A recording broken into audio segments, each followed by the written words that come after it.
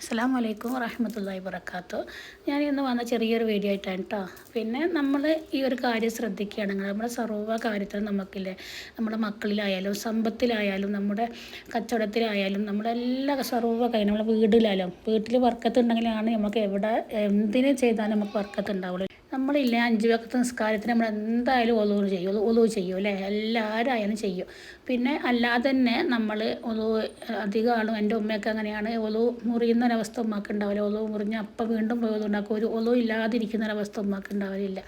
അപ്പോൾ നമ്മളില്ലേ 5 വക്ത നിസ്കാരത്തിൽ എടുക്കുന്ന സമയത്ത് നമ്മൾ ഒലുവിന് ശേഷമുള്ള ദുആ നമ്മൾ ചെല്ലുമല്ലോ, അതിന് ശേഷം നമ്മളില്ലേ ഈ ഒരു ഇസ്മ അള്ളാഹുവിൻ്റെ അസ്മാലിസ്മിട്ട് ഈ ഒരു ഇസ്മില്ല യാ ഷുക്കൂർ യാ അല്ലാ എന്ന ഇസ്മ 5 തവണ, അത് അധികമൊന്നുമില്ല, ചെറുതായിട്ടുള്ളൂ. നമ്മൾ യാ ഷുക്കൂർ യാ അല്ലാ യാ ഷുക്കൂർ യാ അല്ലാ അങ്ങനെ 5 തവണ നമ്മൾ പതിവാക്കുകയാണെങ്കിൽ നമ്മൾ സർവ്വ കാര്യങ്ങളിൽ അള്ളാഹു നമുക്ക് ബർക്കത്ത് തരും. ഇൻഷാ അല്ലാ എല്ലാവരും ശ്രദ്ധിക്കണേ.